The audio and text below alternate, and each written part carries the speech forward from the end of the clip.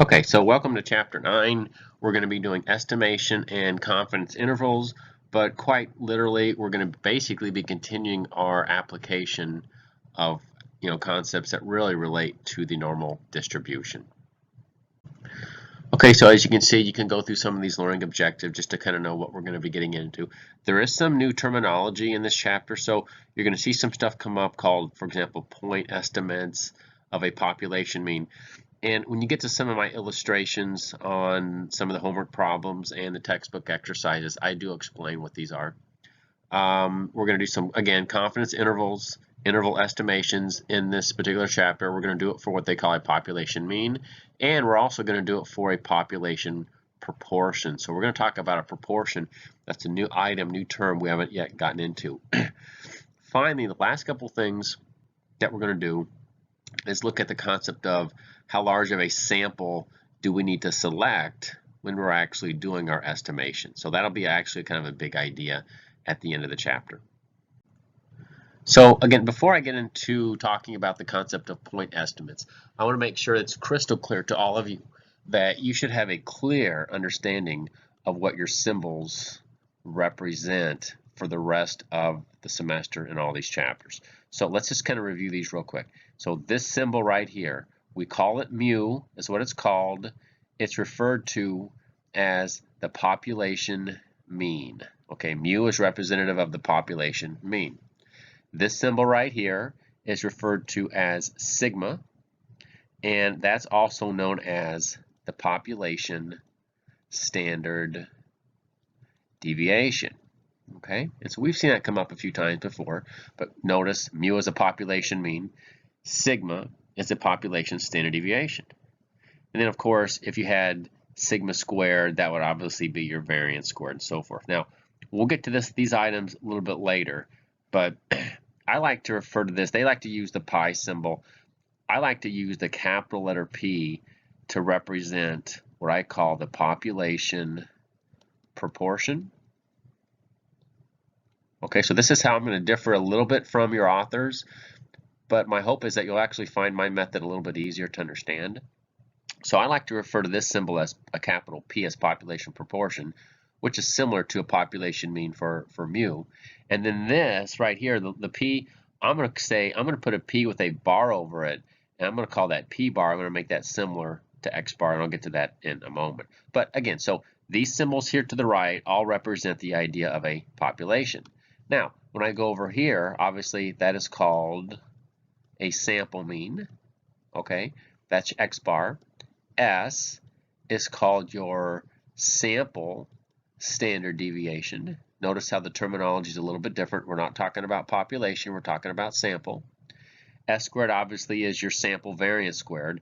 And then earlier, like I just said, I'm going to refer to this P as a P bar, and I'm going to call this a capital P, and I'm going to say again, that's going to be our population proportion, and that's going to be our sample proportion. And think of X bar and what I'm referring to as P bar as literally the same type of idea. Now, we'll get into some slides and some examples later on to explain to you just exactly what we're talking about regarding proportions. But please know these symbols. So finally, anytime they say develop a point estimate of such and such idea, the point estimates are really representative of the sample. So you'll say, what's the point estimate of the population mean? Well, you're looking for the sample mean. A question might say, what's the point estimate of the population standard deviation? They're going to ask you to calculate the sample standard deviation. And that's basically all it is. Now, when we get into a confidence interval, we're actually trying to come up with a range of values from a low number to a high number that's going to basically give us a certain probability of where our sample averages are going to fall. And so down here, CI, that's called your confidence interval. So notice they start off by saying point estimate, plus or minus, and this term called your margin of error. We'll get into this. Now remember, it's coming up in the slides, but I'll give it to you here as well. Point estimate always refers to the sample of something of your population. So if we were trying to come up with a point estimate of the population mean, we would say our point estimate is going to be referred to as X bar.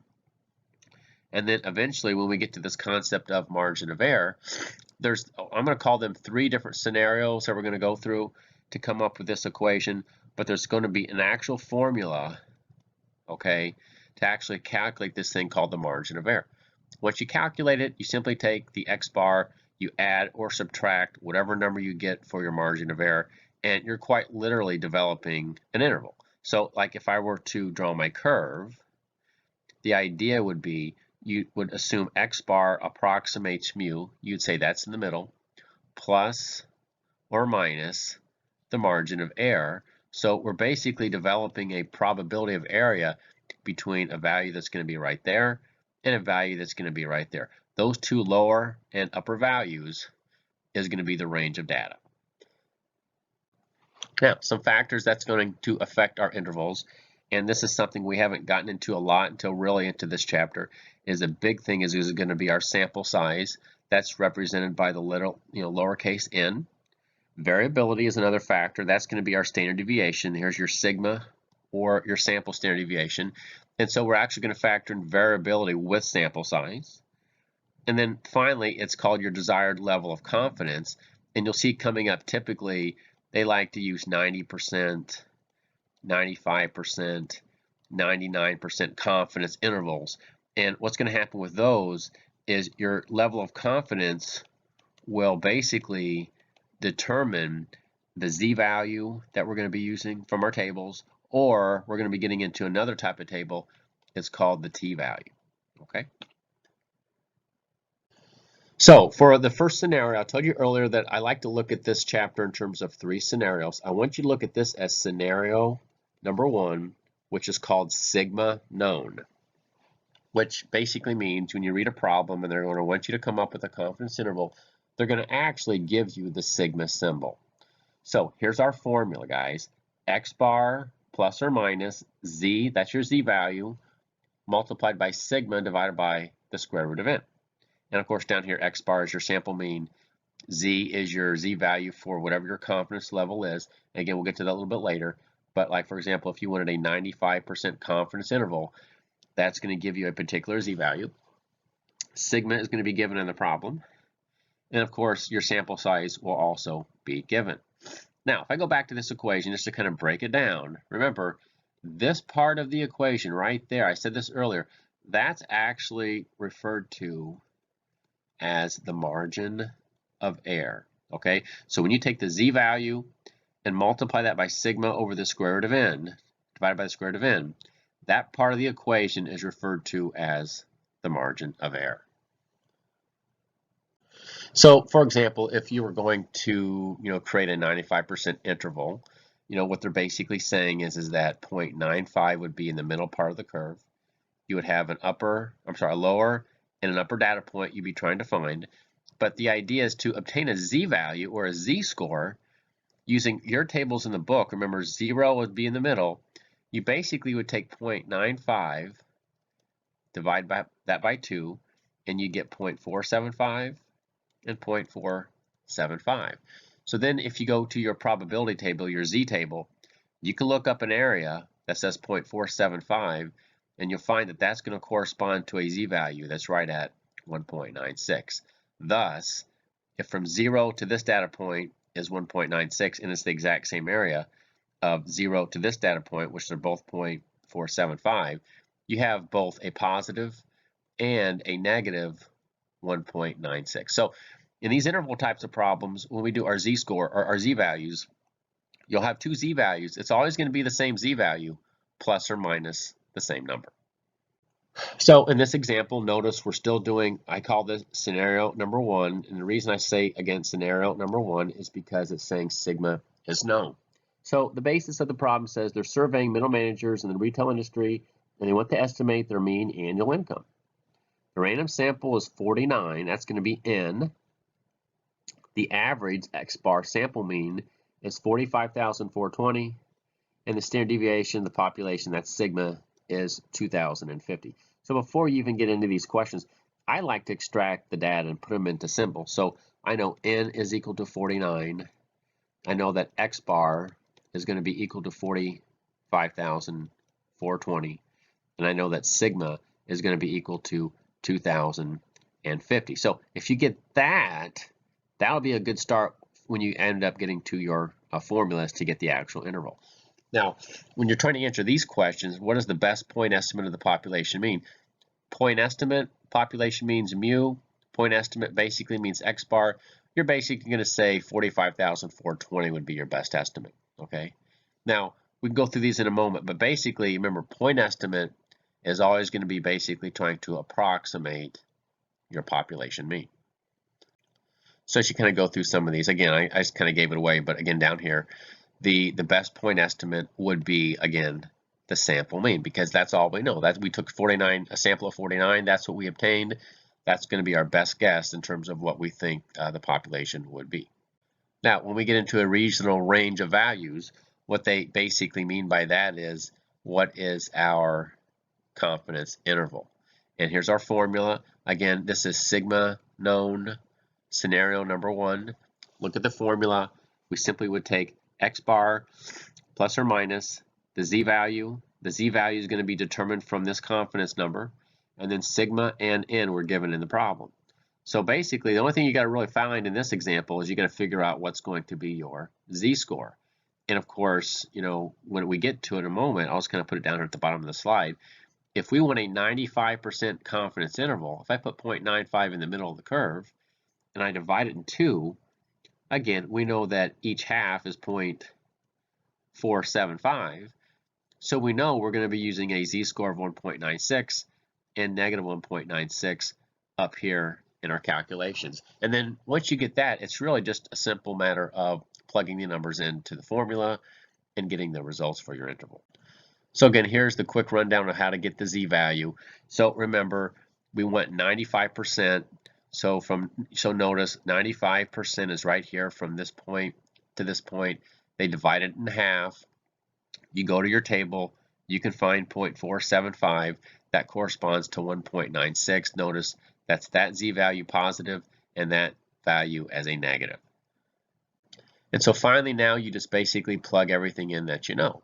So x bar is 45,420 plus or minus. Here's your z-score. Here's your sigma. There's your sample size. You plug it all in. Guys, when you take this calculation separately, 574 is going to be referred to as your margin of error. So to get your actual interval, you add and subtract this number from 45,420, and the answer, so you can see it over here, the answer of your interval is basically right there. 45,420 plus 574, 45,420 minus 574, you get these two numbers. That's called your interval.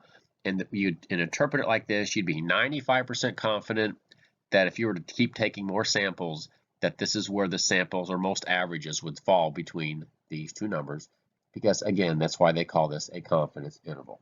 And again, this kind of, you can read through this and this kind of gives you some interpretation of it, but again, I kind of said it earlier, but if you just focus on this part right here, what does it mean? We could expect about 95% of these confidence intervals to contain the population. Okay, so again, 5% though would be outside of that range. So you're kind of saying 95% of everybody falls between those two numbers. Now, so once we've done those problems for sigma known, I'm going to call this the second scenario, and this is going to be called sigma unknown. And what that's going to basically be referring to is that sigma is not going to be given or even known in the problem. So like they said before, if we don't know the population standard deviation, we could develop a point estimate of the population standard deviation, and that point estimate is referred to as S, which is called the sample standard deviation. So anytime we're using this sample standard deviation, that's going to be referred to as the scenario called sigma unknown. Now, why that's going to be important a little bit later on is because we're going to be using a different formula to calculate our confidence interval. So again, just to keep emphasizing this is scenario number 2, sigma unknown. We're going to be using a different table. We're not going to be using the Z table. We're going to be using what's called a T distribution table. Now, the T distribution table essentially resembles the Z distribution table in terms of normal curves. But there's a couple little different things you got to look at, like for example, degrees of freedom, which we'll go over in a moment. It's just a different table. But just assume that we're going to say that the t-value is going to kind of replace the z-value when we do our estimates. So again, if you're going to be using the t-distribution, and again, we're doing sigma unknown, which is scenario number 2. Here's the problem. So let's say they give you a sample of 10 tires that were driven 50,000 miles.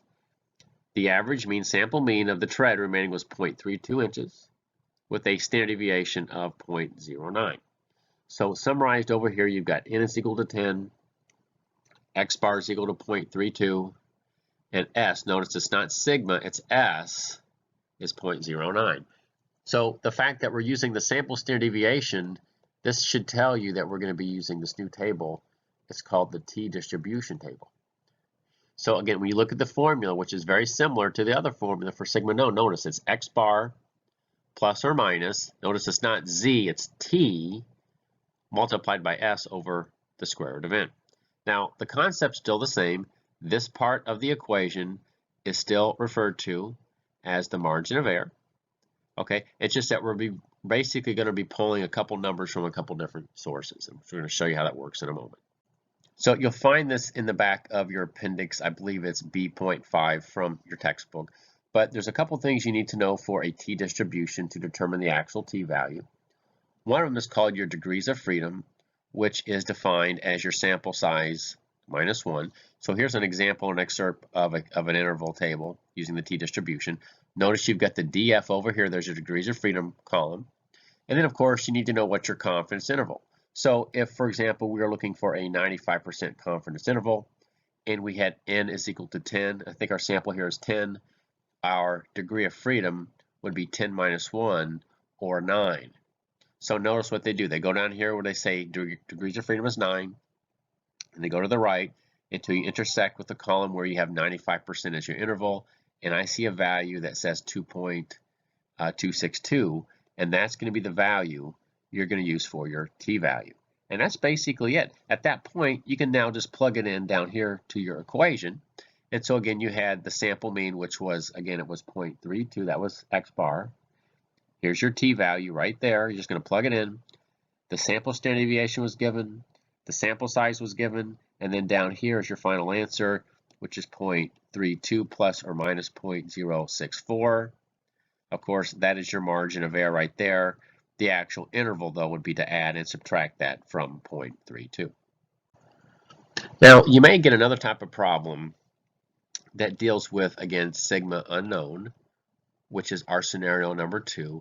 And the type of problem, what they're going to do to you is they may give you something like this. It says you got a sample of 20, reveals the following amounts spent. It says based on a 95% confidence interval, they give you the confidence they want.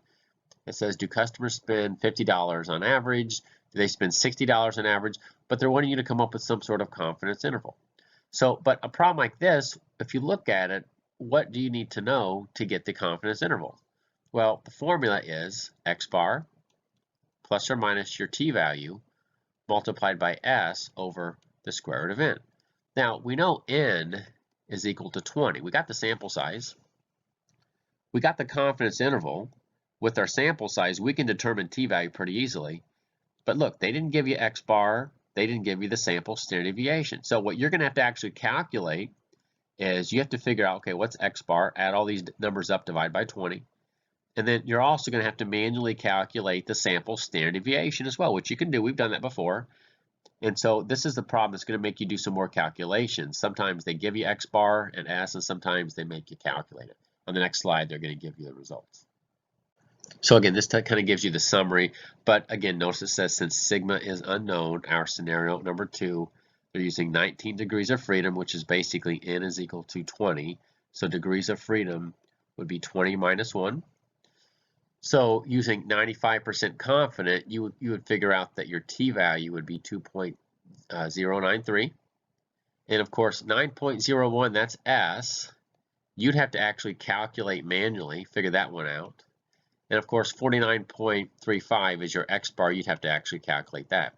But once you do those separate calculations, here'd be your final answer. You got 49.35 plus or minus 4.22. Remember, 4.22, that's your error. And your actual interval is basically stated right there. That's your interval. So you'd say 95% of the data would show that the numbers would fall between $45.13 and $53.57. So to answer the question, is it reasonable that the population mean would be 50? Yeah. It says the value of 60 is not in the interval, so I'd basically say that's probably not reasonable. So you'd probably conclude that first, and I'm not going to say it's not going to happen, but you're basically saying 95% of all data is between these two data points.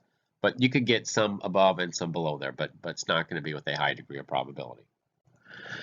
Now, please pay attention to this slide. This will help you in basically making your determinations. Should you use the z-value or a t-value? It's real simple. If sigma is known, okay, if you know sigma, okay, you're going to be using z. If sigma is unknown, you're going to be using t. It's really that simple. And later on, when we jump into the third scenario, when we talk about proportions, proportions also use the z-value. So what I often tell my face-to-face students is that if you want to really just keep it simple, the only time you're ever going to use the t-distribution is if you're using the sample standard deviation. That is really the only time you're ever going to use that table. So again, they're trying to reinforce, when do you use z, when do you use t? Look at the formula. If the population standard deviation is known, remember that is sigma known. If you know it, you're using this equation, there's z.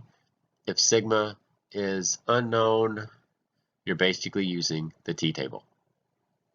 Now, one thing I'm going to do a little bit differently, and I hope this helps, and I hope this does not confuse anybody, is that when we start to get into proportions, they are just fixated. These authors are just fixated on using the pi symbol. Okay, fine. They were taught that way. That's their problem. I will use a capital letter P to represent a population proportion, because that way when we get to actually doing a sample, because that's what we're going to be taking as samples, I'm going to refer to the sample as P bar, not just P. All right, so capital P is what I like to refer to as a proportion. But basically what a proportion is, it's basically a percentage of a certain population, a characteristic of interest of what you're looking for, but the data is typically stated in terms of percents, and percents are then referred to as proportions. So you might have something like, for example, Career Services Director at Southern Technical reports that 80% of its graduates enter the job market in a position related to their field of study. That 80% could be referred to as a proportion. Okay, so that's what you see. But the interesting thing about proportions is when we get to doing the confidence intervals, the formulas are a little bit different than for sigma known and sigma unknown. So when we do proportions, they do what's called a sample proportion, and they just say P is X over N. Guys, X represents what I like to refer to as your characteristic of interest. Okay, so what are you focusing on in your study? N obviously is your sample size. Now, I like to look at this P. I will say, I'm going to call that P bar equals X over N, just to kind of separate out and make it a little more easy. Again, I think this pi symbol confuses a lot of people. So then when I jump down here, it says confidence interval for a population proportion. So again, I'm typically going to use this P as like a planning value, or typically P bar. All right. And then plus or minus. Notice now we're back to Z. And then do you see this equation right here? We haven't seen something like that before. The square root of P times 1 minus P divided by N. Again, I'm going to be using P bar to do my illustrations. But the idea, let me erase this, it's going to go back to the basic root. This part of this integral formula, again, is referred to as the margin of error. And then one more thing, I like to refer to this as scenario number 3. It's when we're dealing with proportions. So this is going to be our equation to do our confidence interval. So in this particular example, they're doing a confidence interval for a population proportion, again, scenario number 3. Read through this and finally get down to the data. It says a random sample of 2,000, so that's our sample size, revealed that current BBA members reveal 1,600 plan to vote for the merger proposal. So the merger proposal, that's our interest. That's what we're looking for. We want to develop a point estimate of the population proportion. So up here, notice I like to say P bar, it's X over N. You take 1,600 divided by 2,000, you get a number that says 0.80. So I'm going to call that your sample proportion, which is essentially 80%. Now, if they want a 95% interval, we're basically back to the z-value. We're still using z now. So you go back to your tables, 95%, the z-value is going to be 1.96. And notice 0.8, that's your p number, 0.8 plus or minus 1.96, multiplied by the square root of 0.8 times 1 minus 0.8 over 2,000, hit square root. Here's your interval, or your margin of error is 0.018. And guys, right down here, that's the actual interval. So I think one of the things you're going to find with proportions is that they're heavily used because if you look at the amount of data that you need to construct the interval, you don't really need that much. All right, it's pretty simple to do. So these are heavily used. And if you think about it, percents and percentages and proportions are common statistics that you tend to come across on the internet or when you're looking at stats. Now, once you've gone through the three scenarios, the other thing that should come up is the concept of just how large of a sample do you need to be selecting to get your level of confidence. Now, the central limit theorem obviously was discussed in the previous chapter. We talked about the rule of 30, a sample size of 30, and the largest of the sample leads to a normal distribution. But we actually have our formulas in this chapter that's going to actually give us an actual quantitative method to actually determine our level of sample size. Now, one of our formulas to determine our sample size, notice it's right here. It's your z-value multiplied by sigma divided by e. You square it, that's going to be your sample size. Now, down here they define what these symbols represent. Remember, n is your sample size, z is your normal curve. Again, that's based on your confidence level. Sigma is your population standard deviation, and then E is your maximum allowable error. So a lot of these are, I call these constraints that you're going to set in terms of your parameters. And once you plug these into this equation, it's going to give you the approximate sample size that you should be selecting. And in this particular example, down here in the below, they tell you that the maximum allowable error, in this case, is going to be $100. For 95%, the z-value is going to be 1.96, and they give you the standard deviation as 1,000. So if you go to this equation, you just plug it in. 1.96 times 1,000 divided by 100, you square it, you get 384.16. The rules always say round up no matter what, so you'd say I'm going to use a sample size that's approximately 385. Here's another example. They give you the data. Anytime they say within a certain range, that's always going to be your margin of error. So notice they put that in the denominator. They give you your standard deviation to be 20. And then, of course, we've got your z-value at 99%. You're going to have to go look that one up. But at 99% should give you a z-score right around 2.58. You'd plug it in, and you'd get approximate sample size that should be 107. Now, just like for a population mean, you can also do the sample size formula for estimating the proportion. And remember, rather than using the pi, again, I like to use p. But if you look at it, it's the same. It's a very similar idea. If you go back to the interval formula, z is z, e is going to be your margin of error. The p, by the way, is typically what I like to refer to as your planning value. Most of the time, guys, that's going to usually be p bar. But there's ways you can approximate it or guess it, but typically that's most of the time what you're going to be using. So in this example, if you kind of read through it, notice they want the estimate to be within. Usually you see the within, that's going to be your error. So that's 0.03, that's going to go right there. 95% is from the z table, we know that's going to be 1.96. And it says they estimated that 30%, so that's your planning value, or p bar, that's going to be that value. So down here, once you plug it all in, it's 0.3 times 1 minus 0.3 times 1.96 over 0.03 squared. You get an approximate sample size of 897. The last thing they mentioned in the chapter is what they call a finite population correction factor, when a population that has a known size and is said to be finite. That does happen every now and then. And what basically they want you to do is, if you go back to those standard error calculations in our interval formulas, they want you to do an extra calculation to make an adjustment based on finite versus infinite populations. And so that's what this is. I'll just caution you, you're very rarely going to see that in my exams. But just so you know, there's another application just in case you do have finite populations.